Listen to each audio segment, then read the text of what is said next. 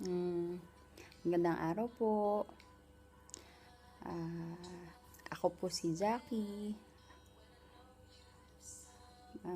Pinsan ni RJ sa side ng mami niya. Alam ko lahat tayo may piece of experience about kay RJ during times na andito pa siya physically.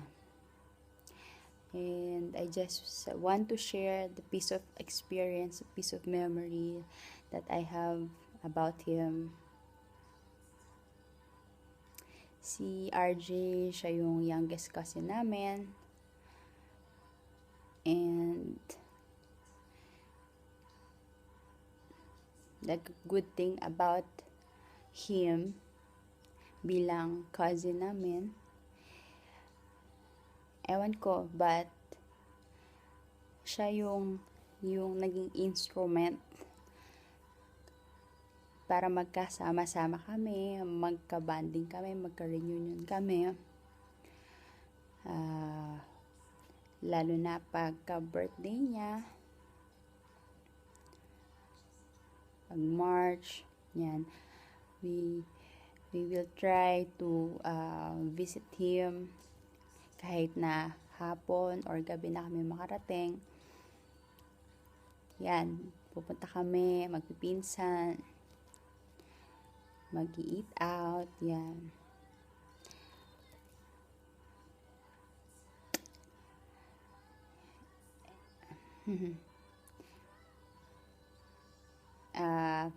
Ang namimiss ko lang, siguro ang namimiss ko kay RJ, yung tawa niya Pagka talagang tawang-tawa yan, saka pag nangungulit, yun, yung mata niya, lalong liliit yung mata niya.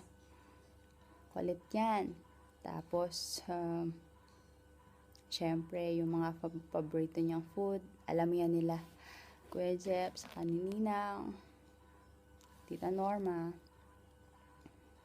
And siguro, marami akong naiisip pero siguro ngayon yung happy memories yung gusto kong maalala.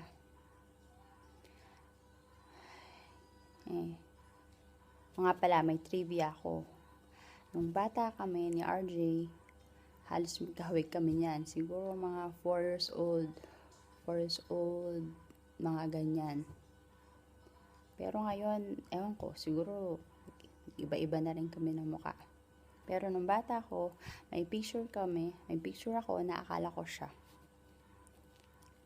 Ayun. Ay, nakakamiss.